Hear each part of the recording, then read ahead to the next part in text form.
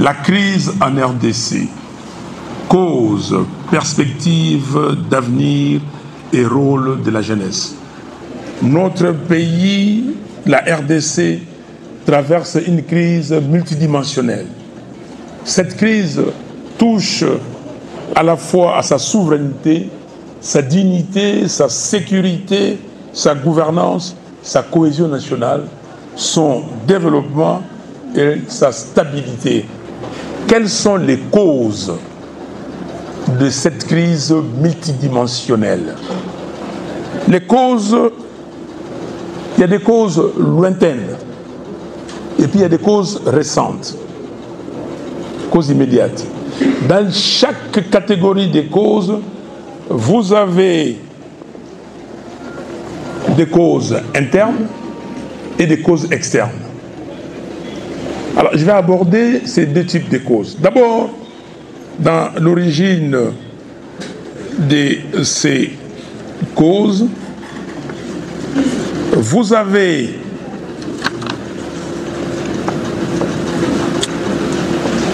dans les causes lointaines, l'héritage colonial, où vous avez l'administration autoritaire et extractive, l'absence de véritable formation des élites politiques et administratives, la division ethnique et régionale favorisée par la politique coloniale. 2.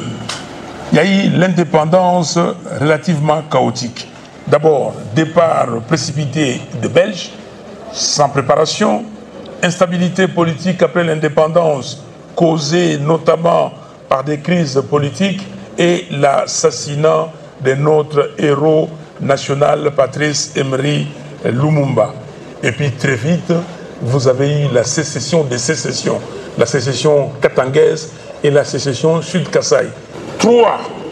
Dictature du maréchal Mobutu de 1965 à 1997. Donc, j'ai parlé dans ses origines lointaines, héritage colonial belge, indépendance relativement chaotique et troisième point, dictature, la dictature que nous avons connue entre 65 et 97. Coup d'État de Joseph Désiré Mobutu le 24 novembre 65, concentration du pouvoir. Et ça, c'est frappant. Népotisme, clientélisme, corruption généralisée. Un groupe d'amis, il a cité le groupe de Binza, et quand on prend le pouvoir, on pense à ses amis, à sa famille. C'est pas ça le pouvoir. Le pouvoir, c'est l'État. Et autre cause majeure de cette crise, la zaïrianisation et les mesures de radicalisation de l'économie sans réel développement. Les gens de mon âge, les gens qui sont ici, ils savent, ils connaissent ce que c'est que la zaïrianisation.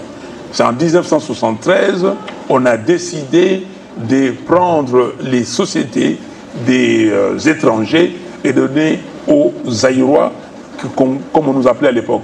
Là où nous sommes ici, c'était une zone industrielle, limitée zone industrielle.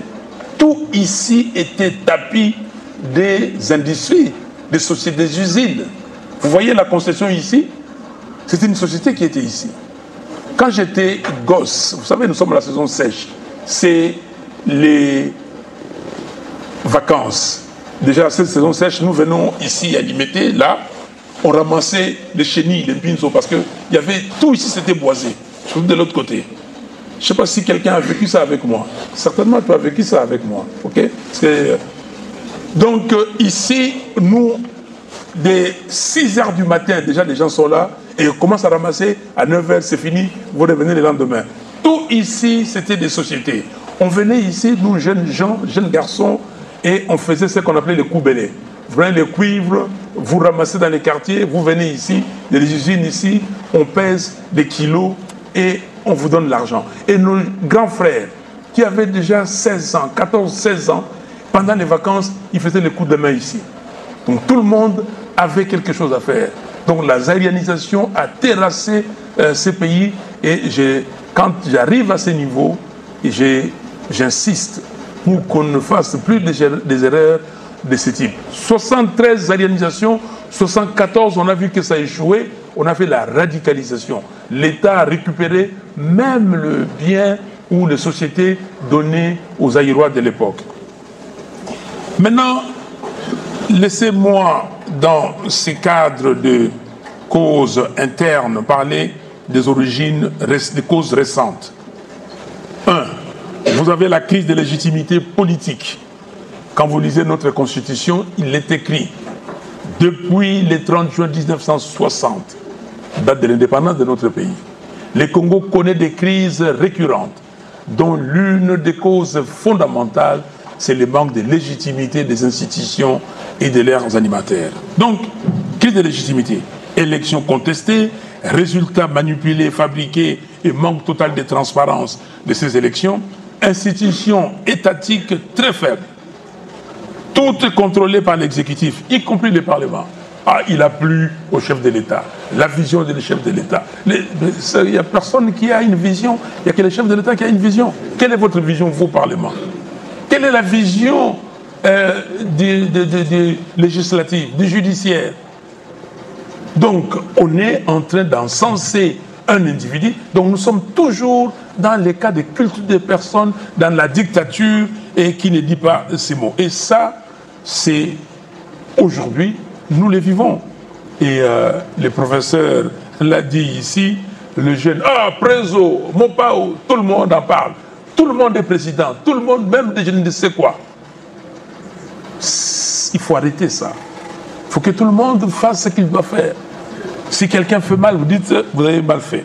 Si quelqu'un fait du bien, vous dites que vous avez fait du bien. Et ça, c'est le mythe là. Deuxième cause récente, mauvaise gouvernance. De toutes les façons, la mauvaise gouvernance depuis longtemps, mais là, la mauvaise gouvernance, gestion partisane de l'État. Vous gérez le bien de l'État. L'État, ce n'est pas vous. La caisse de l'État, ce n'est pas vous. Comment vous pensez que vous, homme politique, gestionnaire de l'État, vous devez être plus riche qu'un homme d'affaires, qu'une femme d'affaires, qu'un industriel? Comment vous vous mettez à concurrencer les industriels? L'industriel a pris un risque. La femme d'affaires, l'homme d'affaires a pris un risque. Vous, quel risque? Vous êtes parti, vous avez acheté des voix et puis vous voulez vous faire rembourser? Il faut arrêter ça. Et ça, et le professeur l'a dit, c'est vous. On va revenir sur le rôle de la jeunesse. Mauvaise gouvernance, gestion partisane de l'État. On gère l'État comme si c'était son bien. Vous devenez président ou directeur de cabinet ou je ne sais qui, ministre. Tous les membres de votre cabinet sont de votre famille. Vous êtes candidat député, candidat sénateur, candidat député provincial, candidat je ne sais pas.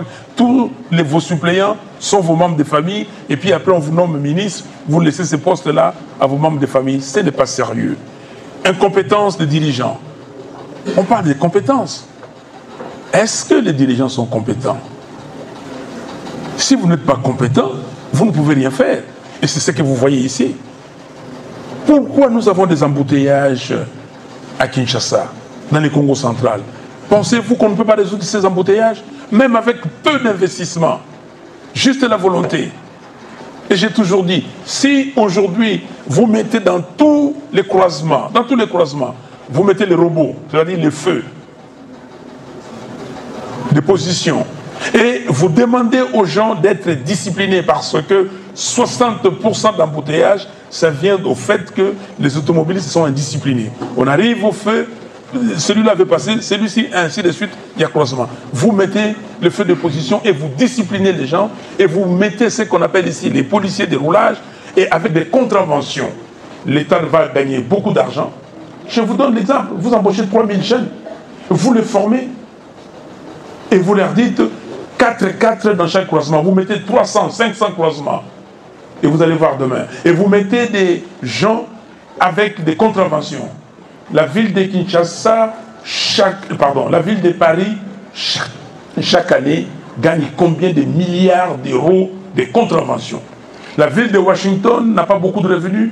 Elle vit grâce aux contraventions. Vous mettez des contraventions ici pour trouver de l'argent, payer ces jeunes gens. Et vous allez voir, les embouteillages vont se régler. Et après, vous allez aller dans des investissements, arranger les artères, créer de nouvelles routes, ainsi de suite. Donc, incompétence des dirigeants, j'ai insisté seulement sur ce point. J'ai fait des tweets Déjà pour dire, voici ce qu'on peut faire. Mais on ne le fait pas. Pourquoi? Parce que les gens pensent à autre chose. Vol, corruption à outrance et goût effréné à l'enrichissement sans cause. Une cause de mauvaise, c'est de la mauvaise gouvernance. Pourquoi les gens veulent voler? Quand j'étais gosse, quand vous volez dans le quartier, on sait que vous avez volé, vous quittez le quartier. Aujourd'hui, c'est devenu normal. C'est devenu normal, on vous appelle préso parce que vous avez volé. Et il n'y a pas de justice sociale. On laisse les gens. Ici, dans les quartiers à côté, vous avez des érosions. Quand les pluies diluviennes viennent, les gens, on ne sait pas où les caser. Il y en a qu'on a mis au stade Total Raphaël et jusqu'aujourd'hui, ils sont là. Donc, ça ne va pas du tout à cause de nous-mêmes. Troisième cause dans les origines récentes, c'est la déliquescence de l'État.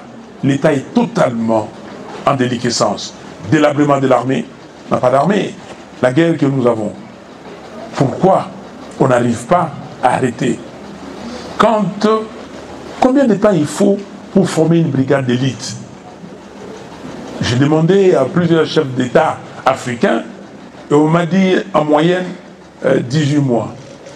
Mais dans 10 ans, il y a combien de 18 mois? Dans 5 ans, il y a combien de 18 mois? Dans 18 ans, il y a combien de 18 mois?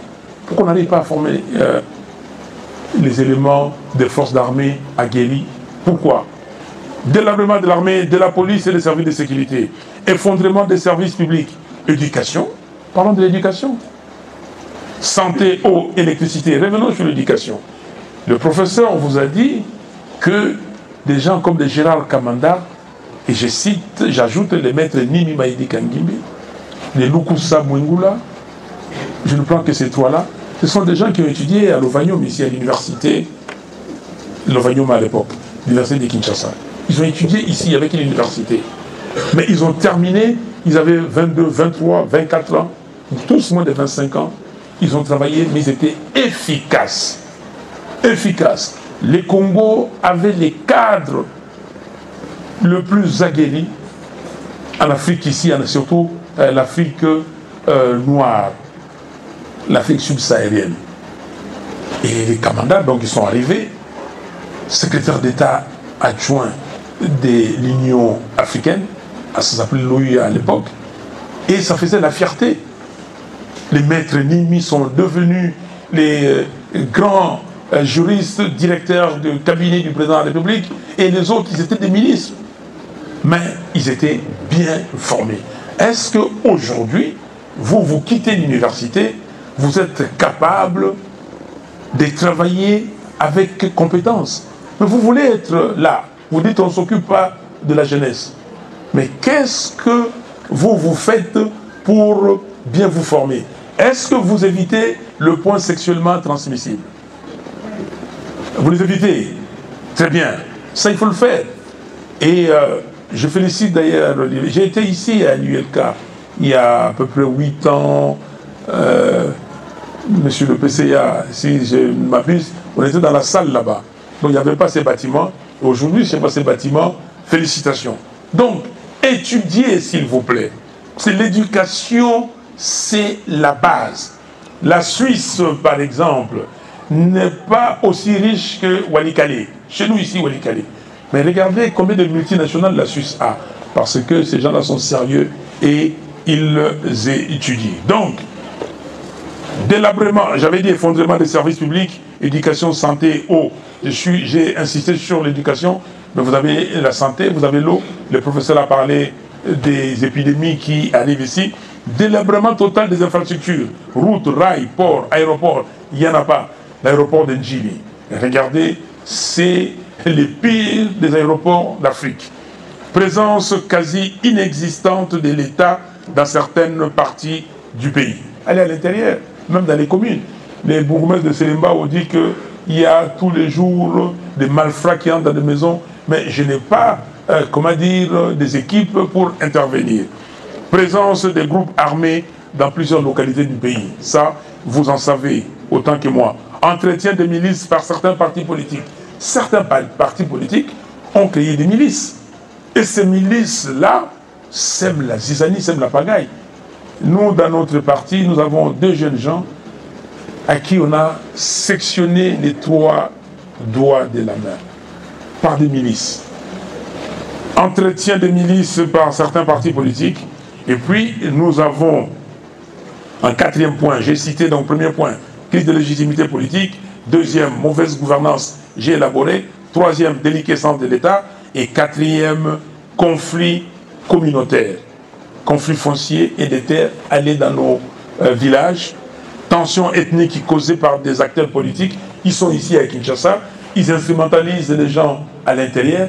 Des tensions inutiles pour que eux, ils soient des présidents et, comme a dit les députés, se faire payer 21 000 $, et ils trouvent que les 21 000 $, c'est pas suffisant, ils demandent de plus, et quand vous leur posez des questions, parce que on enterre des morts et tout ça, ça c'est leur travail.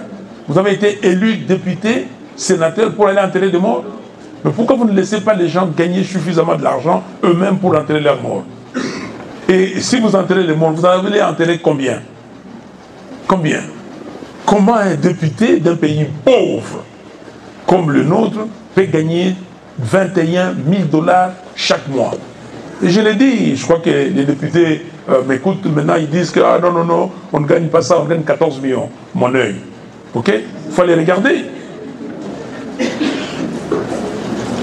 Déstabilisation du pouvoir coutumier par les politiques.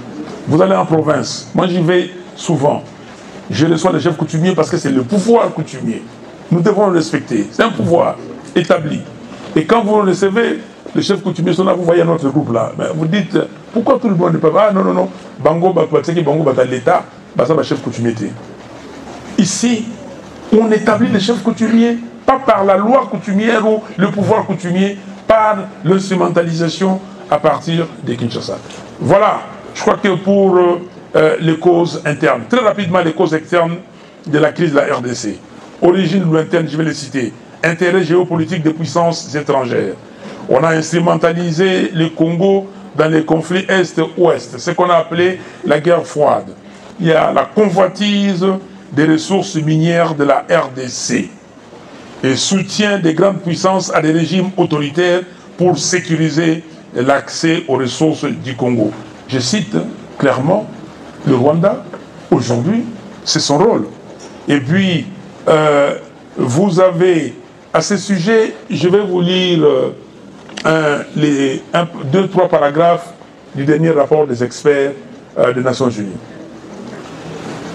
Les experts disent ceci, objectif du gouvernement du Rwanda, c'est le point 42. Les engagements, c'est sur Google, hein, vous pouvez les trouver. Les engagements militaires successifs de la RDF, RDF veut dire Rwanda Defense Forces, n'avaient pas pour objectif premier de neutraliser l'FDLR ou de mettre fin à une prétendue menace pour l'existence du Rwanda. Au contraire, les renforts de la RDF et les opérations militaires décisives visaient à conquérir de nouveaux territoires, tandis que le maintien de la présence de la RDF permettait à l'AFCM 23 de consolider sa mainmise. Vous avez compris? Deuxième point, point 43. À l'inverse, le contrôle de l'Est de la République démocratique du Congo par l'AFC M23 a permis au Rwanda d'accéder à des territoires riches en minéraux et en terres fertiles, de décimer les rangs des FDLR. De faire quoi? De décimer les rangs des FDLR. Donc ils ont déjà décimé les FDLR. Et de s'assurer une influence politique en RDC. Des sources au sein de la RDF, Rwanda Defense Army, des sources au sein de l'armée rwandaise et des sources proches du gouvernement du Rwanda ont rapporté que l'objectif ultime de Kigali était de contrôler les territoires de la RDC et ses ressources naturelles. Vous avez compris? Allez lire dans les rapports, pages 109 à 121, dans l'annexe numéro 25. Point 44, dernier point. La présence systématique de la RDF, Rwanda Defense Forces, aux côtés de l'AFC, Alliance Fleuve Congo, et du M23, mouvement du 23 Sud, son rôle, donc la présence systématique de la RDF, son rôle clé dans le succès des opérations militaires visant la conquête et l'occupation des territoires, ainsi que les contrôles et la direction de facto exercés par la force sur les opérations militaires de la FCM 23, constituent des actes passibles de sanctions. Les groupes d'experts réaffirment que la direction et les contrôles effectifs de facto des opérations de l'AFCM 23 par l'RDF rendent les Rwandais responsables des actes, et ainsi de suite. Donc, voilà les origines que vous avez ici dans la guerre imposée par les Rwandais et l'Ouganda. J'ai un peu passé d'autres causes, donc vous avez bien compris la convoitise du territoire et de nos ressources. Et puis, il y a aussi les rôles ambigus des fois de la communauté. Et, chers amis, les causes. Maintenant, nous allons parler des perspectives. Avant de parler des perspectives, je vais simplement vous lire un extrait. J'ai donné ça aux dirigeants des jeunes de l'université. Nous avons ici ce que nous appelons le manifeste de Kisangani, Congo et Kolomoko, où nous déclinons notre vision d'un Congo libre, fort, digne et prospère. Et dans le chapitre sur la jeunesse, parce que pour nous, il y a des défis. Entre autres défis, c'est la jeunesse. Jeunesse engagée pour le développement. Qu'est-ce que nous disons? Et le prof a dit déjà beaucoup de choses que je dois dire ici. Près de 60% de la population congolaise a moins de 20 ans et 80% de la population a moins de 35 ans. Et cela représente un atout majeur pour le développement du pays. Cependant, nos jeunes n'ont plus confiance dans les institutions du pays et ont perdu tout espoir en un avenir meilleur. Nos jeunes sont systématiquement marginalisés, mal formés, ignorés dans la société et abandonnés à eux-mêmes. Pire, ils sont instrumentalisés par les acteurs politiques véreux qui les utilisent comme milices, chantres ou applaudisseurs moyennant quelques billets des banques. La jeunesse est désœuvrée. Elle est devenue comme un troupeau en divagation. Elle est exposée à toutes les formes de déliquescence, de dépravation et de distractions abrutissantes. La pauvreté des parents, la déstructuration de la famille et l'absence d'encadrement y sont pour beaucoup. Heureusement qu'il y a des jeunes très engagés, notamment ceux des mouvements citoyens, certains artistes et musiciens, ainsi que certains jeunes de quelques partis politiques, étudiants, responsables, qui ont compris qu'ils doivent dénoncer la mauvaise gestion de l'État par les tenants actuels du pouvoir et participer aux activités citoyennes pour l'avènement d'un État de droit qui soit au service du peuple. Maintenant, nous, dans ces cadres-là, qu'est-ce que nous faisons? Dans une perspective pour la jeunesse. Nous, à l'ESID, à la MOUCA, nous allons améliorer les programmes d'enseignement et de formation pour donner aux jeunes des atouts et compétences qui correspondent aux besoins du développement du pays. Nous allons mettre en place un programme national de renforcement des capacités des jeunes en matière de leadership et d'entrepreneuriat. Et nous allons créer des centres de formation professionnelle pour les jeunes, des centres de maçonnerie, menuiserie, plomberie, techniques agricoles et autres. Nous allons encourager les jeunes à créer leurs propres entreprises dans divers domaines, de l'artisanat à l'agriculture, en passant par les entreprises du numérique. Nous mettrons en place une politique de prise en charge des enfants des familles défavorisées pour éradiquer les phénomènes enfants de la rue, Chégué, jeunes délinquants, Kuluna, et mineurs prostitués, Oudjana. Nous allons investir dans les équipements sociaux et complexes sportifs à travers le pays et relancer la compétition sportive intra- et interscolaire, intra- et interuniversitaire, ainsi que dans l'armée et dans la police. Nous allons investir dans plusieurs disciplines sportives pour produire des athlètes de haut niveau. Nous allons encourager les jeunes qualifiés à intégrer l'armée nationale pour défendre les intérêts de la nation. Nous disons ceci, la richesse de la RDC, c'est sa jeunesse. Cependant, La situation actuelle de la jeunesse est une urgence nationale qui mérite une intervention immédiate. Nous allons accorder la priorité à l'encadrement de nos enfants et de nos jeunes, car ils constituent notre meilleur espoir pour aujourd'hui et pour l'avenir de notre pays. Nous mettrons en place une structure d'accompagnement des jeunes porteurs de projets d'entreprise. Voilà, chers amis, qu'est-ce qu'il faut maintenant pour essayer de détruire, de déconstruire toutes ces causes que nous venons de dire dans cette crise. Et je l'ai dit et je le répète à qui veut m'entendre. Il n'y a pas 36 solutions.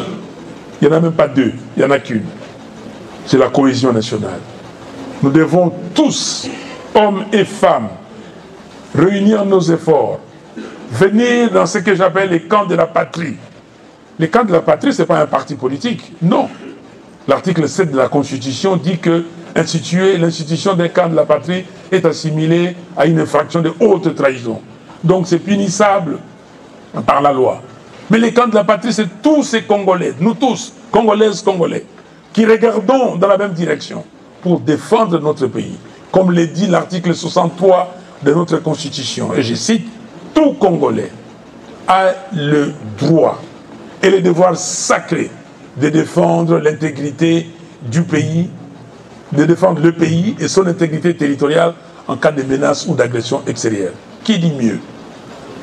On a dit à nos Fayoulou veut diviser les gens. Non, les camps de la patrie, ce n'est pas un parti, ce n'est pas un cartel politique, un regroupement politique, ce n'est pas une coalition électorale. Non, c'est nous tous. Dites-moi ici, qui est Congolais ici qui dit qu'il n'est pas dans les camps de la patrie, qui lève les doigts? Qui n'est pas, lui, concerné par l'article 63? Donc, c'est ça. Et nous devons tous nous dire qu'il n'est pas trop tard de construire un beau pays, comme le dit notre hymne national. Que chacun de nous doit jouer sa partition. Chacun de nous. Chacun de nous doit se poser une question très simple. Comment se fait-il qu'après 65 ans d'indépendance, nous sommes toujours là? Rien. On a, je peux vous le dire, quand j'ai terminé mes études secondaires, j'étais avec l'ami ici, on a fait la même école ici à Ngiringiri. Ok? Quand moi j'ai terminé mes études secondaires, je n'avais pas l'intention d'aller en Europe. Je vous le dis, parce que le professeur l'a dit ici. Je n'avais aucune intention, je n'étais pas seul. Avec beaucoup d'amis, on était le pourcentage le plus élevé de notre section. Et on se disait, on va aller à l'université ici au Congo. Et dans mon époque là, on a institué, tu dois faire 3 choix. Et vous devez remplir des formulaires pour vous orienter. Moi j'ai mis Polytechnique, premier choix. Deuxième choix, économie. Troisième choix, médecine, parce que ma mère me disait, papa, il faut encore un docteur. Ok? Et mon nom n'est pas sorti à l'université. J'ai insisté et j'ai chômé. Mes parents ont dit, tu dois aller en Europe. Tu as des cousins, j'ai dit non. Mais finalement, j'ai chômé. Et l'année suivante, je suis parti en Europe. Donc, pourquoi 65 ans après, nous sommes là? Le cardinal Mosengo à la conférence nationale souveraine avait dit, qu'avez-vous fait? On vous posera la question. On nous posera la question tous. Pas à vous seuls. À Fayoulou aussi, au professeur, au recteur, tout le monde. Mais collectivement, révoltons-nous. On doit se résoudre à dire qu'est-ce que nous faisons du Congo. Lumumba a dit que nous ferons, le Congo sera demain les centres du rayonnement de l'Afrique. Les centres de rayonnement. Est-ce que nous sommes aujourd'hui les centres de rayonnement? Mais nous disons notre héros national. Qu'est-ce que nous pouvons faire de bien pour que ces noms de Lumumba soient continuellement perpétrés dans nos mémoires et dans la mémoire ou les mémoires des enfants qui vont venir? Quelle est notre vision du pays? Voilà, je crois que je dois m'arrêter là et pour recevoir vos questions et que ce soit un débat constructif. Merci beaucoup. Professeur de de la faculté de médecine. Un petit mot pour le doyen de la faculté de droit. Vous avez une idée de la jeunesse à 15 à 35 ans. Mais quand je réfléchis, je pense à Douglas MacArthur, qui est né en 1880 et qui nous a quittés en 1964, qui disait « On devient vieux lorsqu'on a déserté aux idéal. » Il y a des gens de 80 ans qui ont des ambitions pour changer le pays. Je les considère comme de jeunes. Des gens de 55 ans qui sont toujours ambitieux, qui veulent bouger le monde. Je les considère comme jeunes. Quel est votre point de vue? Je reviens au président Martin Fayoulou. Vous avez énuméré les causes qui sont à la base du déclin de la vie nationale. Je commence par avoir votre point de vue.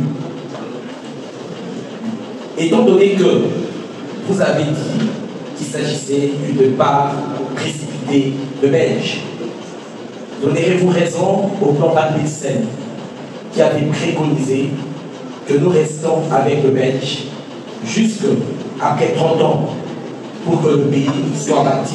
Est-ce que c'était ça la solution au lieu de suivre ce qui a été préconisé dans le manifeste de la conscience africaine avec Iléo, Boulikouenza et même Manola? Serait-il la solution qui aurait apporté la paix au Congo? Ensuite, vous avez parlé de la zaïrisation comme la grande cause du débat national, et cela est vrai. Vous avez souligné qu'en 1974, il y a eu ce qu'on appelait la radicalisation. Mais je souligne un fait. En 1976, lorsque le président de la République, à l'époque général de corps d'armée, s'est rendu à l'intérieur, quelque part là, on lui a dit que les acquéreurs n'étaient pas en mesure de remplacer le marchandise qu'ils ont trouvé dans le magasin. Et le président, à son retour à Kinshasa, avait pris la grande mesure de la rétrocession. La rétrocession. Mais la rétrocession n'a pas pu être appliquée correctement parce que les acquéreurs, pour la plupart, étaient membres de la famille du président, étaient amis du président. Pensez-vous, aujourd'hui, en rentrant en arrière, que la rétrocession serait la solution qui est recevée le pays? Car nous remarquons que ce vers des années 80, que la crise nationale était devenue vraiment aiguë. Le président Martin Fayoulou, dans son développement, il a parlé des problèmes d'élite, la qualité de la classe dirigeante qui a posé problème. L'après-indépendance, notamment après le départ de la colonisation, il s'est posé un véritable problème des gens qui devaient diriger la société.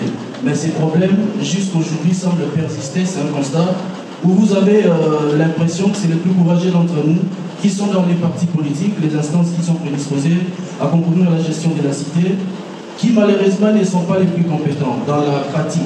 Vous avez la classe dirigeante ou la classe intellectuelle qui se met à côté, observe de loin comment ces gens manifestent, comment ils arrivent à brûler, et malheureusement quand ils arrivent à conquérir le pouvoir, on se demande, ils voulaient avoir le pouvoir pour en faire quoi? Les pouvoirs, oui, conquérir le pouvoir, mais pour en faire quoi? C'est la grande question à poser à tous ceux qui militent, tous ceux qui travaillent pour avoir le pouvoir. Aujourd'hui, quand vous regardez le casting qu'il y a des choix des animateurs pour gérer la cité, est-ce qu'il y a une préparation en amont au niveau des partis politiques pour avoir des cadres qu'il faut pour les prédisposer à gérer efficacement la société? Vous êtes dans l'opposition aujourd'hui, et même vous pouvez être dans les pouvoirs pour gérer la cité. Est-ce qu'à votre niveau, vous menez également des castings importants pour avoir des cadres qui vous prédisposent à gérer efficacement la société, et cela à tous les niveaux de responsabilité? Merci beaucoup. La deuxième question, c'est en rapport avec la cohésion nationale. Vous dites que c'est la seule panacée qui devra nous amener justement à avoir la réponse par rapport à tous ces conflits que vous établissez depuis plus de 30 ans. La cohésion nationale qui ne se décrète pas, mais repose sur un ensemble d'éléments qui militent justement à construire cette cohésion nationale. La justice sociale, la répartition bonne de la richesse, tout ce qui a comme bonne gouvernance, c'est des éléments importants. Est-ce qu'aujourd'hui, au regard de la gouvernance actuelle, les décors est planté pour aller justement faire cette cohésion nationale? Parce que la cohésion nationale, ça ne doit pas être un chapelet d'intention, mais doit reposer sur des éléments importants qui militent à cela. À son Excellence, M. Fayoulou, si vous accédez un jour à la présidence, quelles seront vos 3 priorités concrètes pour lutter contre la corruption à tous les niveaux de l'État? Merci. Je me présente. Je reprends au nom de Likou Magali, fondatrice de la fondation Malik. Alors, la première question, je la pose au professeur Loko. Je ne sais pas si j'ai bien retenu le nom. Le professeur Loko nous a dit qu'on pouvait devenir président, député, à partir de 25 ans déjà occuper des hautes fonctions politiques. Monsieur le Président, en tant que scientifique, parce que je suis aussi scientifique, je suis assistante à l'Université de Kinshasa, pensez-vous que notre système éducatif répond aux besoins de gestion? Parce que plusieurs fois nous avons vu combien de fois, comme l'a dit l'un de mes prédécesseurs, combien de fois des gens ont accédé au poste de direction et nous avons, s'il vous plaît, nous avons été déçus par leur façon de gérer les choses, gérer la gestion, plutôt gérer la chose publique. La question, je la pose au président Martin Fayulu. Président Martin Fayulu, vous nous avez présenté votre parcours. Vous nous avez dit comment vous avez quitté les milieux académiques pour aller au milieu professionnel avec toutes vos prouesses que je salue d'ailleurs. Mais est-ce que vous pouvez aujourd'hui, président Martin Fayulu, vous pouvez aujourd'hui nous dire, vous pouvez plutôt assister à cette conférence où la question se pose sur le rôle de la jeunesse, alors que vous êtes de mèche avec nous, que notre jeunesse est sacrifiée. Parce que si vous avez eu à accéder, si vous avez eu à parcourir, si vous avez eu à mener tout ce parcours-là, justement, c'est parce que les climats, tant sociaux, tant économiques que politiques, vous étaient favorables. Mais aujourd'hui, notre jeunesse est sacrifiée. Est-ce qu'aujourd'hui, ce n'est pas ironique de demander à la jeunesse le rôle qu'elle a à jouer, alors que déjà à la base, elle a un rôle à jouer sacrifié, parce que le politique n'a pas donné la chance qu'il faut pour que les jeunes arrivent à... La plupart des jeunes, bien sûr, arrivent à mener un tel parcours tel que vous l'avez fait. La première, c'est un encouragement au président Elie Martin Fayulu Mabili pour l'acte que vous êtes en train de mener. Et nous, la jeunesse de Mazaleba, nous continuons à vous soutenir. S'il vous plaît, le cadre est scientifique, nous protégeons. Nous disons bravo, allez-y, nous sommes derrière vous. Bon, pour monsieur le doyen, une seule question, je vais poser. Que doit faire l'étudiant ou l'apprenant congolais d'aujourd'hui, l'élite de demain, pour l'émergence de notre pays, étant donné que la science nous renseigne que l'homme est le socle du développement? Je suis Jean-Jacques Bongo, assistant ici à l'université de Kinshasa et apprenant au 3e cycle à l'UNIKI. Et d'abord, je tiens avant tout à encourager votre sens élevé de patriotisme, d'avoir accepté au moins de rencontrer le président de la République. S'il vous plaît. Oui, merci. Jeune à l'esprit, pas jeune du point de vue somatique, du point de vue physique, jeune à l'esprit. D'autant que vous le savez comme moi, les temps que vous prenez pour réviser vos cours, c'est même plus que le temps que mettent les étudiants pour réviser les cours que vous dispensez. Nous sommes toujours jeunes, en esprit, nous sommes assez alertes. Pour relever le pays. L'étudiant ne devrait pas d'abord étudiant aujourd'hui. Si aujourd'hui vous ne faites rien, vous ne cultivez pas le profit de l'étudiant, comment pensez-vous demain devenir un bon cadre? Comment pensez-vous innover demain? D'abord, vous ne venez pas au cours. Vous êtes absentiste. Vous trichez à l'examen. Le jour où vous devenez président, est-ce que vous n'avez pas triché, vous n'avez pas détourné l'argent de l'État?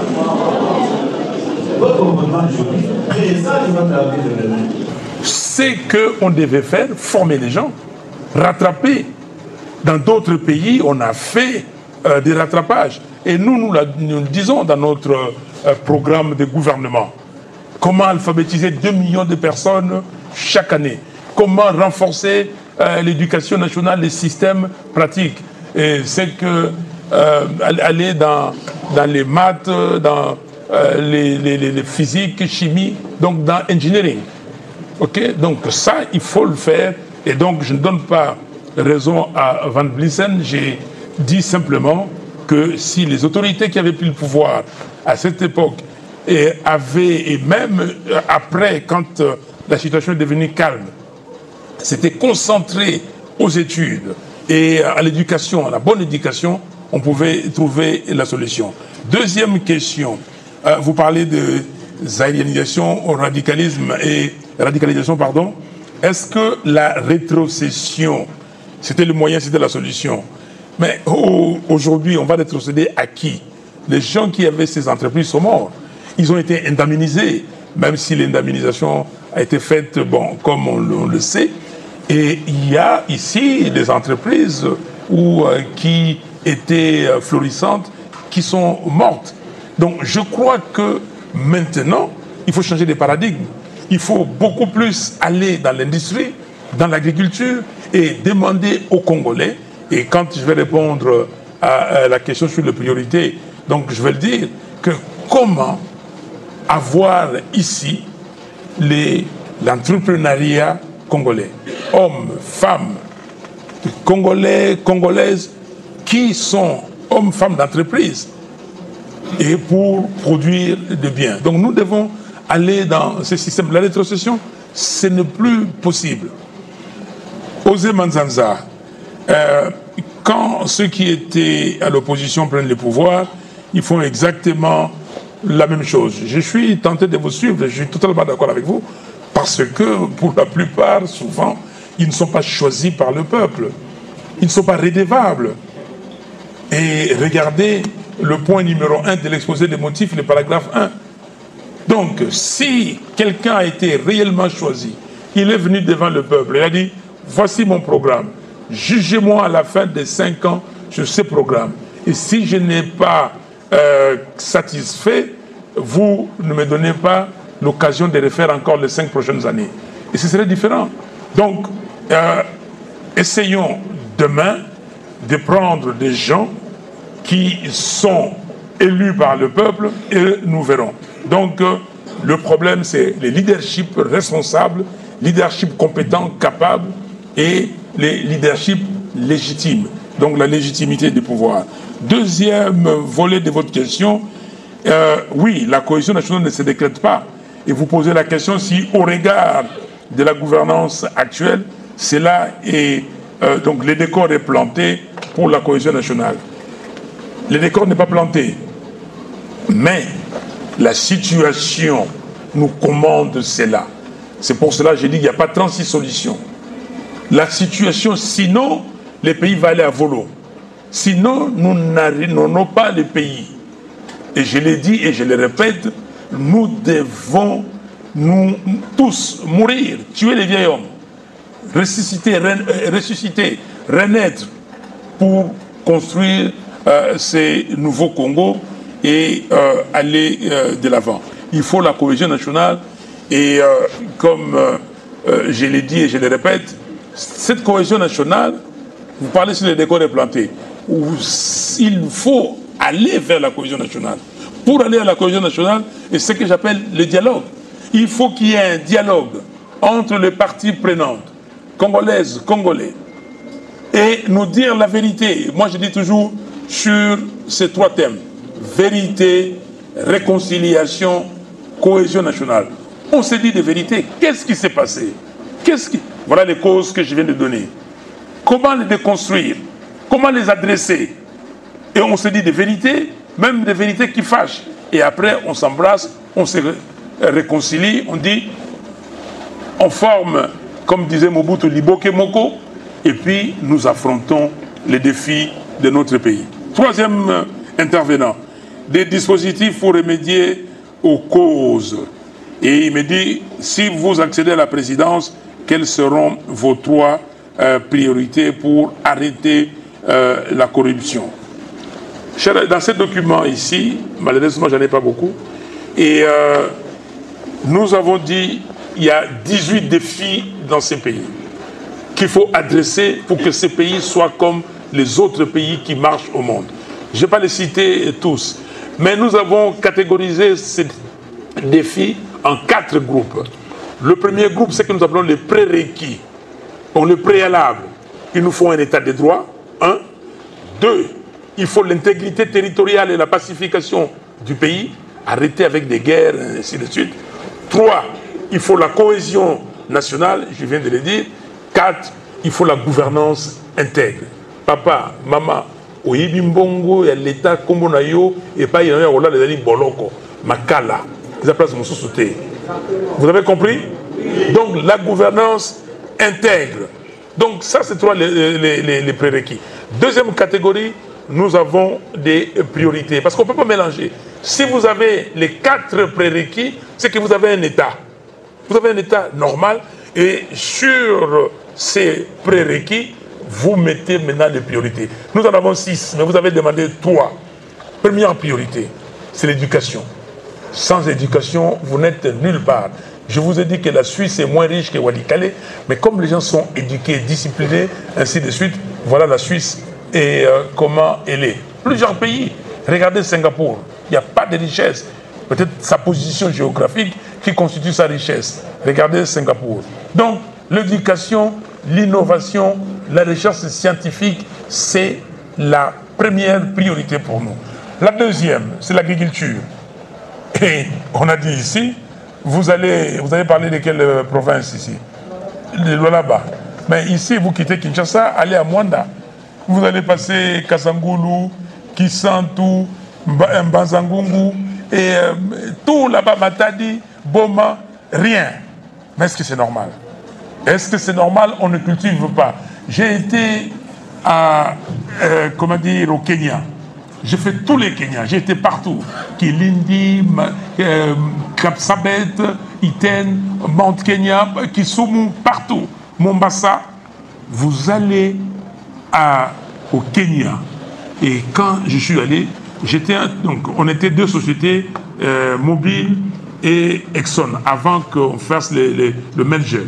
Donc nous, Mobil, on avait acheté Esso là-bas, Exxon. Donc je devais aller dans tous les pays, voir les stations, comment dire, Exxon. Mais j'ai dit, voilà, j'ai expérimenté ce que La Fontaine a dit dans une de ses fables. Ne laissez nulle passe où la main ne passe et repasse. J'ai vu ça au Kenya. Des plantations de coco, des plantations de café, des plantations de thé. Partout c'est cultivé.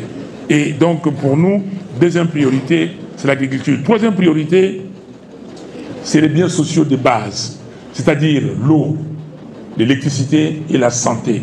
Ces 3-là, et après, vous allez ajouter, vous avez demandé 3, je vous ai donné les 3. Si vous voulez, la 4e priorité, pour nous, c'est les infrastructures. Routes, rails, regardez ce qu'il y a, aéroports, ports, même infrastructures d'Internet, ça c'est la 4e. La 5e priorité, c'est l'entrepreneuriat congolais. Hommes, femmes et Congolais qui ont des entreprises, des hommes d'entreprises, des industriels qui créent de la valeur ajoutée.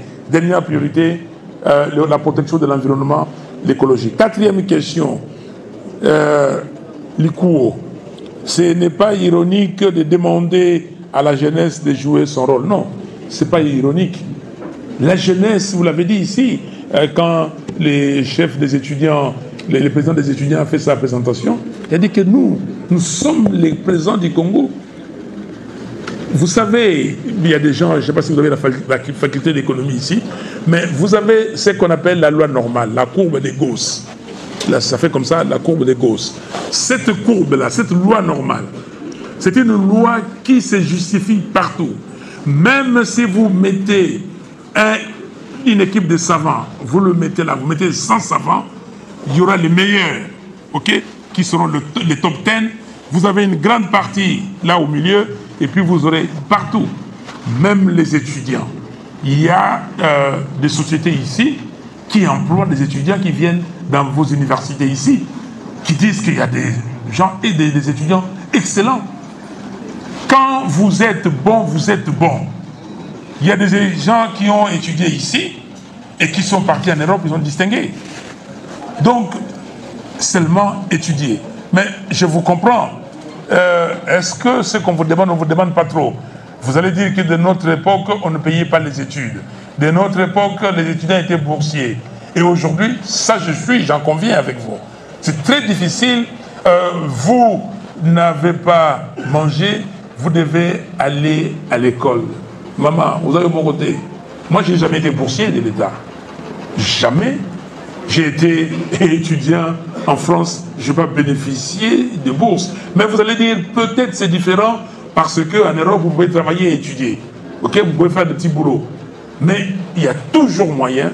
Regardez vos amis issus des parents pauvres, mais qui étudient bien. C'est un dilemme important que je comprends, mais ceux qui peuvent étudier, s'il vous plaît, étudiez. Ceux qui pensent qu'il faut aller dans des métiers, des bases, tout le monde n'est pas obligé de faire des études de droit. Tout le monde n'est pas obligé de faire des études de relations internationales. Il y en a beaucoup. Journalisme, il y en a beaucoup. Mais si vous êtes aujourd'hui plombier, vous savez ce que ça peut revenir. Regardez les constructions qu'il y a ici. Les bons électriciens, on ne trouve pas. Les bons menuisiers. Mais c'est des formations qui sont valables. John Ndongo, que doit faire l'étudiant pour l'émergence de notre pays? On vous a dit, l'étudiant doit d'abord se former, bien se former, et dire que je suis ce que les entreprises recherchent. Je suis ce que le pays, je vais devenir ce que le pays recherche. Ok? Et je dois avoir des capacités, je dois avoir des compétences. J'acquiers des compétences pour mon pays. Ça, c'est un. De deux, je dois surveiller aussi les dirigeants. Je ne dois pas être un yes man ou yes woman. Donc, si ça ne va pas, je dois parler. Je dois être dans les cercles d'amis, dans les discussions des sociétés pour savoir est-ce que ça va ou ça ne va pas. On me raconte une histoire. Mobutu a mené le président Senghor à l'époque, là-bas à l'université de Kinshasa. Les étudiants étaient... Senghor devait faire une présentation là-bas, comme je viens ici à l'université. À l'université, comment dire, un débat avec les étudiants. Une conférence débat. Et puis les étudiants ont boudé. Ils se sont révoltés. Et Mobutu vient dans la salle, donc dans la bibliothèque, là où les étudiants étaient en train d'apprendre. Et puis, il dit, au tombeau qui est là, il y a un étudiant qui dit, silence! Ici, on travaille. Mobutu. Les étudiants, moi j'étais élève ici en 1968-69 à Lemba, ici, à l'école presbytérienne. Ok? Derrière la commune de Lemba, la commune n'existait pas. J'ai vu des étudiants courir là-bas, parce qu'ils ont énervé Mobutu, mais ils revendiquaient. Mais vous, vous êtes devenus maintenant des dialystes. Ok? Tel ministre, parce qu'il est de votre province. Non, regardez le pays. Le ministre ne pourra pas nourrir toute la province. Jean-Jacques Kabongo, si vous êtes invité à prendre la gestion des affaires du pays, si on vous invite, pardon, et quelle sera votre réaction? Mais moi, j'étais candidat président de la République. C'était pourquoi? Pour aller m'amuser? C'est pour diriger ce pays. J'ai dit que j'ai des défis ici. Je vais diriger le pays. Mais on va m'appeler comme ça, m'appeler au cadeau. Ou un cadeau empoisonné. Ou n'importe quoi. Non. Je l'ai dit, je n'ai pas la langue de bois. Papa, maman, si des gens pensent qu'ils peuvent intimider certaines personnes, mais moi on ne m'intimide pas. Vous ne pouvez pas m'intimider. Pourquoi? Parce que je me connais. J'étais à l'Assemblée nationale. J'ai passé, je suis mis 3 fois debout. Oyo na vinaye, il a corrompu une fois. Fayoulou Amatao. Azate per Ozalate. Boyo Kingaï. Donc, vous ne pouvez pas m'intimider. J'attends les gens. Oh non, Bayokani Kounana Félix pour apaiser pouvoir. Mais ça, c'est m'intimider. Chers amis, je vais vous dire une chose. Et ça, je suis sérieux. Parce que trop, c'est trop. Il faut tout yokana. Tout le bana. Tout banani azali qui est qui? Moi, je suis un enfant né ici, dans cette ville. Et on a vu, oh non, tel. J'ai travaillé ici.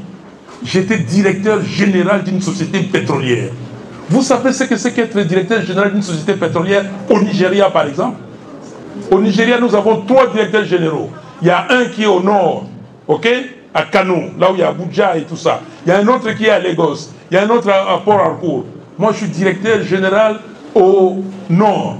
Je reçois chaque jour plus de 100 camions de carburant. Il y a pénurie de carburant tout le temps. Si je vends seulement 10% au marché noir, j'ai combien de millions de dollars que personne ne saura? Je ne l'ai pas fait. Pourquoi je ne l'ai pas fait? Parce que j'ai craint Dieu. Vous voulez que je vous le dise? J'étais directeur général à ExxonMobil Éthiopie. L'Éthiopie a plus d'habitants qu'ici. Plus de stations qu'ici. Pays enclavé. On envoie des camions pour aller chercher 1000 camions par semaine à Djibouti. Les autres directeurs généraux, ils prennent pour signer un bon $100, 150, 200. Posez la question. Les gens ne sont pas morts, ils sont là, ces sociétés-là sont là. Est-ce que Bayoka Fayoum n'a dit qu'à posez des questions. Vous pensez que vous allez me faire peur? Vous me ferez peur si moi j'ai pris l'argent de quelqu'un. Parce que, comme disait Kofi Olomide, je commence à décider ce jour aussi sur cette affaire, vérité, et il y a qu'un escalier, et ça la ganini. Ce qu'on y baki et qu'on y bana. Ce qui monte, ce qui est un bongo, un jour il va dire, mais pas tout va le bago, c'est un bongo, mais il y en a pas preuve. Vous n'allez pas m'intimider. Ce pays-là, si nous allons demain au dialogue que je souhaite, que j'appelle de tous mes voeux, parce que la cohésion nationale se prendra à ce dialogue-là. Si nous allons au dialogue et qu'il y a des décisions, des résolutions qui sont prises, je me soumettrai à ces résolutions. Si vous m'avez compris. Monsieur le Président, est-ce que c'est vrai pour la première série? Vu qu'actuellement, notre système, surtout le système congolais, on a tendance à voir que pour réussir, pour qu'un jeune réussisse, il faut nécessairement qu'il fasse la politique. Il faut nécessairement qu'il soit dans un parti politique ou bien derrière un monsieur tel politicien pour réussir au Congo.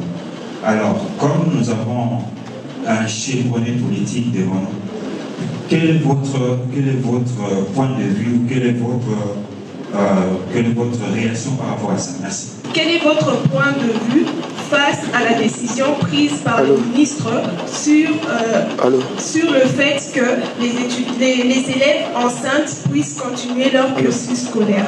Vous l'avez dit, le doyen l'a dit également, que l'enseignement est abandonné. L'enseignement ne reçoit pas de subvention, il n'est pas soutenu. Dans vos priorités, malheureusement, il me semble que vous n'avez pas parlé de soutien à l'enseignement. Si c'est le cas, dites-nous, comment pensez-vous réussir le niveau de l'enseignement en République démocratique du Congo? Et une question de délai également, dans combien de temps pouvez-vous le faire? Merci. C'est par rapport toujours à cette même autre idée que nos collègues étudiants ici présents parlaient du système éducatif de notre pays. La question est de savoir quelles sont les opportunités que notre système éducatif prévoit ou encore présente aux étudiants, parce que chaque système éducatif comprend ce qu'on appelle les FINFOM, qui est l'analyse des forces, faiblesses, opportunités et puis menaces. Maintenant, par rapport à notre système, dans le vingtaine, comment? Qu'est-ce que vous allez faire aujourd'hui des différences pour réussir votre vie dans ce pays en crise? Et où commencer? Ma question s'adresse particulièrement à monsieur le président Martin Fayulu. Monsieur le Président, selon vous, en quoi les séquelles du colonialisme et les accords post-indépendance ont-ils contribué à installer un système politique faible, miné par les divisions ethniques et instabilité? J'aimerais poser ma question au président Fayulu, parce que la solution, vous avez évoqué, vous avez parlé de la cohésion nationale et puis s'asseoir sur une table. Est-ce que nous ne pouvons pas dépasser... parce que si vous regardez depuis les années 60, les Congolais ont l'habitude de s'asseoir sur une table. Les Congolais, depuis la crise de la sécession camerounaise, ils sont allés à Kokeletspi Mbandaka. il y a eu aussi, après la mort de Lumumba, ici à Kinshasa, la conférence des Coquelatville. Toutes ces conférences n'accouchent qu'un gouvernement. Donc lorsque les Congolais s'assoient sur une table, parlent de la cohésion nationale, c'est seulement pour le partage du pouvoir et un nouveau gouvernement. Mais est-ce qu'il n'est pas temps que nous puissions attaquer le réel problème qui empêche à ce que le pays puisse décoller? Le problème, moi je pense que le problème c'est le patriotisme. Pourquoi je dis ça? Parce que les Congolais ne sont pas en mesure de former des patriotes. Vous ne pouvez pas, étant un futur dirigeant, moi je crois qu'un jour vous allez diriger ce pays, vous ne pouvez pas aujourd'hui ajouter comme solution les patriotismes. Monsieur Martin Fayoulou, vous avez longuement abordé la crise nationale, mais vous n'avez pas évoqué la guerre pertinente à l'est du pays. Selon vous, pourquoi ces conflits durent-ils autant et quelles seraient les mesures urgentes à prendre pour y mettre fin? Ici Fayoulou, ma question est basée sur le plan politique. J'aimerais savoir, est-ce que la justice congolaise est indépendante ou bien elle est basée, ou bien si elle est intelligente? Il y a la jeunesse qui ne peut pas se développer parce qu'elle est bloquée suite au conflit et la crise qui est jusque-là infinie. Alors ma question est celle de savoir qu'est-ce que vous voulez faire pour aider la jeunesse à sortir des désespoirs et à espérer un jour réaliser tout ce qui est là comme ambition. Merci. Ma question est de savoir quel rôle les universités devraient-elles jouer pour former une jeunesse apte à relever le défi de la vie. Et les étudiants de manière à relever le pays, la jeunesse pour relever le pays. L'université fonctionne sur des textes. Il y a des textes, des lois qui organisent l'enseignement dans notre pays. L'école primaire, c'est l'ouverture à la société. L'école scolaire, c'est pour avoir des connaissances de base. Et l'université, c'est pour résoudre des problèmes concrets qui se posent dans la société. Il est vrai qu'à l'université, il y a des gens qui théorisent, des gens qui abordent la théorie, mais d'autres qui vont directement à la pratique. Mais même la théorie plus récente, elle est conçue pour permettre de résoudre des problèmes concrets dans la société. C'est à cela que répond actuellement, même si je l'ai fustigé tout à l'heure, le système LMD. C'est un système professionnalisant. Et comme vous avez la théorie à l'université, mais au sortir de l'université, vous devez être en mesure d'exercer une profession bien déterminée. Là, je suppose que pendant que vous êtes à l'université, vous devez être suffisamment bien formé, avoir les notions précises, les concepts nécessaires et les atouts pour pouvoir rester dans la société. On a vu des médecins qui terminent, je ne sais pas si j'ai le compte, mais j'ai déjà vu des gens, j'étais à l'hôpital il n'y a pas 3 jours avec un membre de famille, on nous a présenté un médecin. Vous avez du mal à accepter que vous êtes devant un médecin.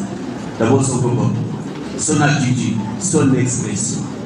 Ça pose un problème. Et voilà quelqu'un qui est à l'université, mais qui n'a pas été suffisamment aguerri pour résoudre des problèmes concrets dans la société. L'université n'a pas confiance. Lui, les rôles de l'université, c'est ça. Réfléchir pour trouver des problèmes concrets, des solutions aux problèmes concrets du pays. Mais ça suppose que l'État doit organiser l'enseignement pour arriver à cette fin. Il faut mettre les moyens, il faut former les formateurs, il faut mettre l'infrastructure nécessaire pour les étudiants, pour les enseignants, pour l'apprentissage à l'université. Tout cela, c'est un ensemble de conditionnalités qu'il faut remplir pour réaliser cette mission.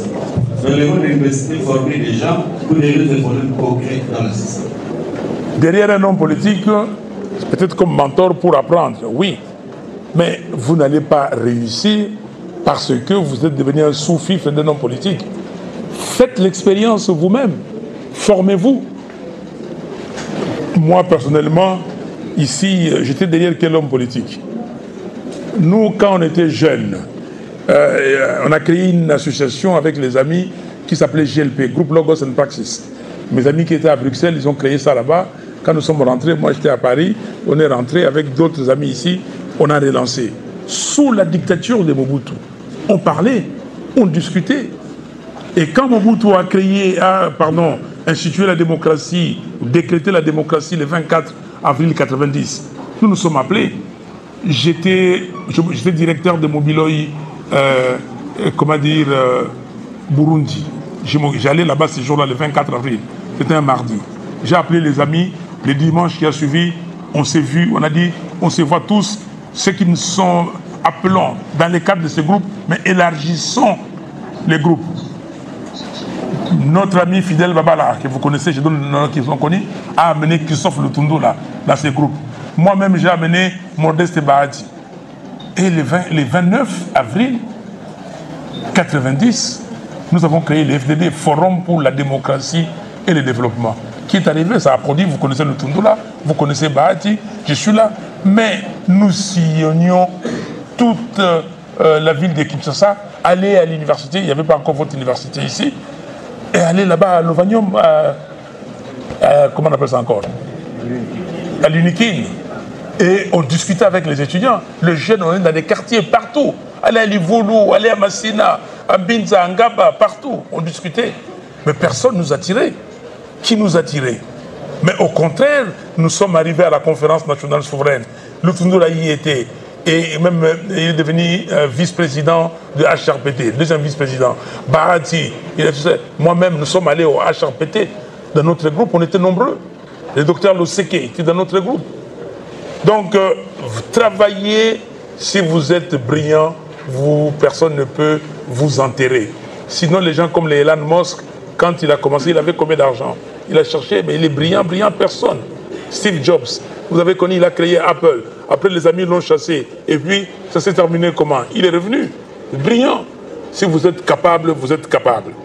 Alors, Léa, votre point de vue sur la décision du ministre que les filles enceintes, donc les mineurs, doivent poursuivre leur cursus scolaire. Tel que vous avez posé la question, c'est poursuivre le cursus scolaire, oui. Mais comment? Quand une fille est enceinte, elle doit quitter l'établissement. Si elle est mineure, elle ne peut pas venir ici avec une grossesse, suivre les cours avec les autres. Elle va quitter, on doit l'encadrer. Dès qu'elle le met au monde, elle trouve le moyen avec ses parents peut-être de laisser l'enfant et de reprendre son cursus scolaire. Oui, mais une fille, maman, vous êtes les femmes qui ont été enceintes ici. Vous avez au faubourg partout. Mais vous voyez, donc une femme enceinte n'est plus normale, comme une jeune fille normale. Donc je pense que, je ne sais pas si ça a été mûri, une telle décision, et je crois, je suis totalement d'accord avec les écoles qui disent non. Retirer la fille, si elle a une copine ou un ami qui a des cours, lui donner des cours, continuer à étudier à la maison, et l'année prochaine, elle revient. L'année après l'accouchement, elle revient. En tout cas, ça c'est mon point de vue. Chef de travaux, de quelle manière l'éducation doit être soutenue et dans combien de temps? Je vais vous lire ces manifestes. J'ai lu simplement la partie où on trouve la réponse à votre question.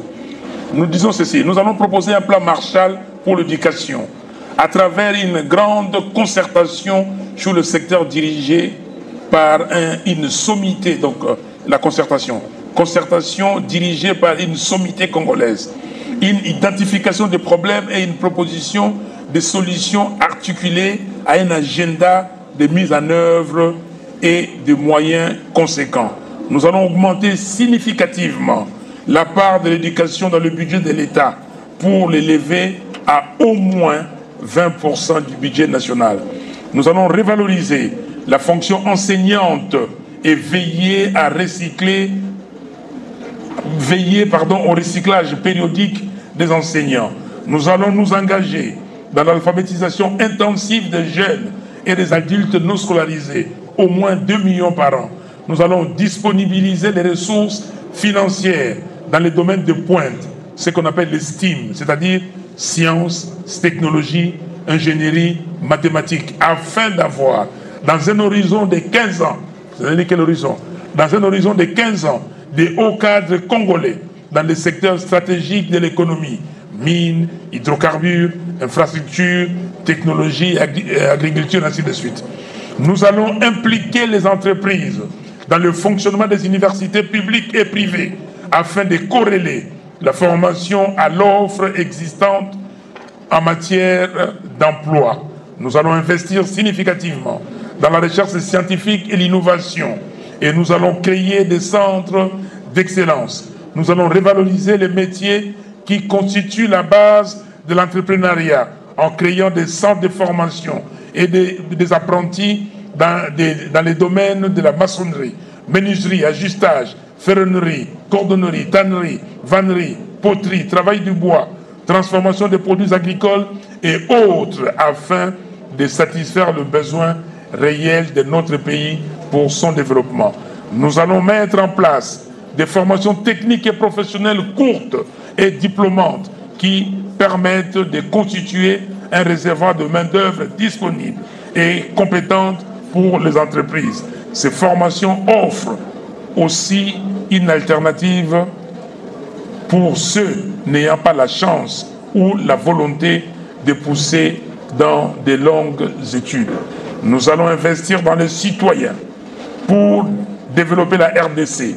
Nous allons en finir avec la médiocrité qui a pris le pas sur la compétence et nous irons en guerre contre l'ignorance et l'obscurantisme. Nous formerons les esprits qui vont porter le développement du Congo. Voici, monsieur le chef des travaux, ce que nous avons dans les manifestes, dans notre programme. Kalala, par rapport au système éducatif, quelles sont les opportunités? Je crois que le professeur a répondu. Où commencer? Comment faire la différence? Ben, je vous ai dit, où commencer, c'est très simple. Les prérequis, les préalables, état de droit. Quelqu'un a demandé si la justice est libre, si elle est indépendante. Commencez par l'état de droit. Tout faire pour avoir l'intégrité territoriale de ce pays. C'est là qu'il faut commencer. Commencer par la cohésion nationale. Moi, je suis, comme je vous ai dit, né, grandi dans cette ville. Quand j'étais gosse, on ne connaissait pas la tribu. J'ai un nom, Fayoulou, personne ne savait situer d'où mes parents venaient. Ça n'existait pas. Ma famille, c'est les gars de mon quartier. Ma famille, c'est les gars de mon école, de ma classe. Ma famille, c'est là où je vais à l'église. Je suis servant, on était plus que nous tous servants en chantre à l'église. Je ne connais pas. Regardez, si vous regardez mes amis, vous n'allez pas trouvé que nous sommes de la même tribu ou tout ça. Non, ça n'existait pas.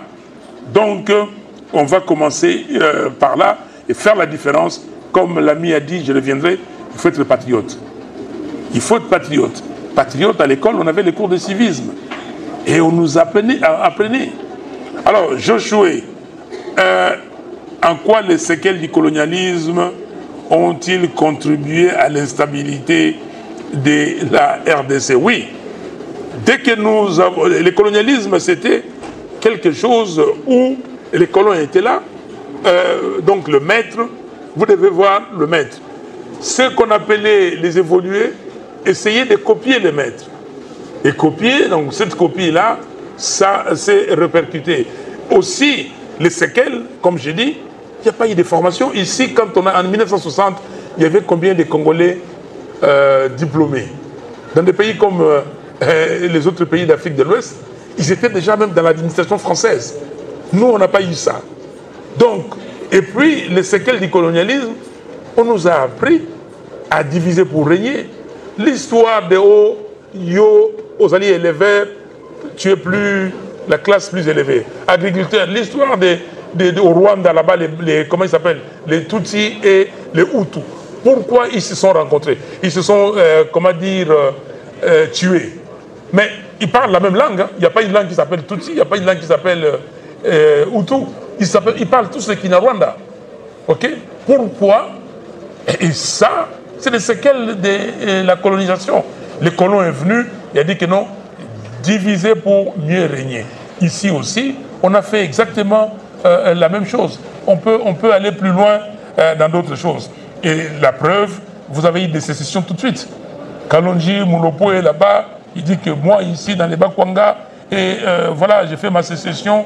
Tchombe dit, voilà, moi, toutes les ressources, les richesses du Congo, ça vient du Katanga. J'ai fait la sécession, sans oublier que l'Équateur, le Bandundu et tout ça avaient amené les produits agricoles que vous connaissez, les caoutchoucs, l'huile de palme. Alors, Josué, l'autre intervenant dit la cohésion nationale, s'asseoir sur une table depuis 1960, les Congolais ont l'habitude de s'asseoir autour d'une table et de se parler, et la conséquence, c'est le partage du pouvoir. Comme je vous ai dit tout à l'heure, il y a des gens qui sont intimidés quand on dit mon dialogue, Baokonokabola pouvoir. Mais c'est quoi le partage du pouvoir? Chers amis, j'avais 35 ans, on m'avait proposé d'être ministre. J'ai refusé. J'avais 45 ans, on m'a encore proposé d'être ministre. J'ai refusé. Ok? Mais pourquoi? On m'a demandé pourquoi. J'ai dit parce que je ne partage pas les mêmes valeurs que vous. Ce n'est pas le partage du pouvoir. Et les discussions. Regardez l'affaire de l'Iran et avec Israël, ou Iran, Israël, Gaza, Palestine. Ça va se terminer par quoi? N'est-ce pas par des discussions? Par des dialogues? Ukraine et URSS, ça va se terminer par quoi? Vous pouvez avoir autant de dialogues. Pourquoi il y a les parlements? Parlement vient du mot parler. C'est le dialogue, sinon on va parler une fois et puis c'est fini. Les problèmes sont récurrents. Ça vient et dès que le problème vient, il faut le résoudre. La Chine et les États-Unis se voient tout le temps, ils s'embrouillent et ils se parlent, ils se réconcilient. Vous avez vu, le chancelier allemand était en Chine, à Pékin dernièrement. Le président français Macron était à Pékin. Tout le monde, les gens se retrouvent toujours pour discuter. Donc, même si on a eu Tananarive, on a eu Lovanium, on a eu Coquillatville, on a eu la conférence nationale, on a eu tout ça, et il faut, je reviendrai à la fin pour dire au dialogue qu'est-ce que nous voulons faire, ce que nous devons avoir. Mais ce n'est pas fini. Il y aura toujours des dialogues qui vont venir. Vous n'allez pas empêcher nos enfants plus tard de repenser ce qu'ils veulent faire. Alors, vous dites que la solution c'est le patriotisme. Oui, c'est le patriotisme. C'est pour ça que je dis les camps de la patrie. C'est quoi les camps de la patrie? Donc vous me donnez raison. Quand je dis tout le monde, nous devons tous être patriotes. Et notre parti, SID, ça veut dire quoi? Engagement pour la citoyenneté et le développement. C'est ça la citoyenneté, le patriotisme. Dans le patriotisme, qu'est-ce que vous avez? Dans la citoyenneté, qu'est-ce que vous avez? Vous avez la civilité, l'éducation civique. Et il y a un ancien ministre français, il s'appelle Chevènement. Il disait, c'est bien de former les ingénieurs, de former des tels, mais nous devons aussi former des citoyens. Vous avez entendu ici? Je vous dis que nous allons former les citoyens pour développer la RDC. Donc, c'est la citoyenneté, mais la citoyenneté, c'est comment? Ici, quand vous dites le problème, c'est le dialogue, non. Le problème, c'est le leadership. Le jour où il y aura un leadership qui va penser à former donc ces patriotes, à mettre une citoyenneté requise, une citoyenneté toujours plus agissante, et nous allons résoudre le problème. Madame Marie Mandé, vous n'avez pas évoqué la guerre à l'Est. Non. Si, j'ai évoqué, mais je constate avec vous que je n'ai pas élaboré davantage. Quand j'ai dit que origine récente des causes externes, guerre imposée par le Rwanda et l'Ouganda, et première guerre du Congo, 1996-1997, renversement de Mobutu par l'AFDEL avec le soutien du Rwanda et de l'Ouganda. Deuxième guerre du Congo, 98-2003, opération de l'Est du Congo, occupation de l'Est du Congo par le Rwanda et l'Ouganda et pillage systématique des ressources minières du Congo. Création et soutien des groupes armés tels que le CNDP, le M23, ADF Nalu par le Rwanda, et les ADF, Nalu par l'Ouganda. Manipulation de certains Congolais par les Rwandais avec la création de l'AFC. Donc c'est scientifique ici, mais il faut parler de tout. On a manipulé certains Congolais. On dit que bon, soyez contre et prenez des armes contre votre pays. C'est pas normal. Que si vous avez un problème, moi on m'a volé la victoire à l'élection présidentielle, oui ou non? Est-ce que j'ai pris les armes? Mais je ne me bats pas. Je dis ce que je vais dire, mais par la bouche. Et j'ai fait des marches. J'ai reçu une balle ici. J'ai reçu une balle ici par l'ancien régime. Ok? Est-ce que j'ai pris les armes contre eux? Non. On doit continuer à se battre. Heureusement que, madame, vous m'avez un peu fait revenir en arrière. Et j'avais dit, et ça je l'avais dit, convoitise du territoire et des ressources. Projet de balkanisation. J'ai un livre ici, magnifique, écrit sous la direction des professeurs Kankwenda Mbaya, paix à son âme, et Mukoka Kassenda. C'est un livre, malheureusement, il n'y en a plus. J'ai demandé qu'on réédite ces livres-là. La République démocratique du Congo face au projet de balkanisation et d'implosion. Lisez, vous allez voir. Donc nous devons faire un effort. Donc la communauté, la guerre nous a été imposée et c'est pour cela que je vous ai lu ces petits papiers des notes des experts des Nations Unies. Voilà. Quelles sont les mesures à prendre pour y mettre fin? Maman, je ne cesserai de dire, il faut tous en abomoko, la cohésion nationale. Ceux qui pensent qu'ils sont bas, chers amis, quand vous allez vous retrouver les bas là, vous allez commencer parce que dans tous nos clans, dans toutes nos tribus, il y a des sous-groupes. Ils vont dire, ah mais tel est de tel. Vous allez encore former un sous-groupe. Et les groupes qui se rétrécissent, la dictature, le tribalisme primaire va s'installer. Arrêtez cette affaire-là de tribalisme. Comment quelqu'un qui ne bénéficie même pas de pouvoir, au pouvoir Nabiso, Bino Banani, pouvoir des Congolais. Alors, est-ce que la justice congolaise est indépendante? Ça, c'est une question. Vous allez répondre. Est-ce qu'elle est indépendante avec vous? Pardon? Mais vous regardez la justice, comment elle fonctionne. Il faut améliorer la justice. Je vous ai dit ici, le premier prérequis, le premier préalable, c'est l'état du droit. La justice élève une nation. Et nous allons tout faire pour avoir un état de droit. 16e question. La jeunesse est bloquée. Comment faire sortir la jeunesse du désespoir? Chers amis, parce que le professeur a répondu à la dernière question, c'est pour ça que nous sommes là. Nous tous, chacun doit apporter sa petite pierre pour la construction de l'édifice. Personne ne doit resquiller. Resquiller veut dire, voilà, ok, moi je ne suis pas là, c'est leur problème. C'est le problème de nous tous. Le pays appartient à nous tous. Et personne ne sera excusé par les générations futures. C'est comme ça que j'avais dit, quelqu'un m'a dit, ah oui, vous avez Tshisekedi vous a reçu. C'est moi qui ai demandé. Je dis ceci, que je veux le voir pour dire que est-ce que c'est notre génération ici qui va être la cause ou par nous que la balkanisation de ces pays va venir. Et que les gens, les enfants, les petits, les arrière-petits-enfants, qui vont porter le nom de Fayoulou, on va leur dire, ah oui, non, mais ce pays a été balkanisé quand votre grand-père ou arrière-grand-père faisait la politique. Est-ce que, on sera fiers? Déjà, nos arrière-petits-enfants seront fiers de nous? Non.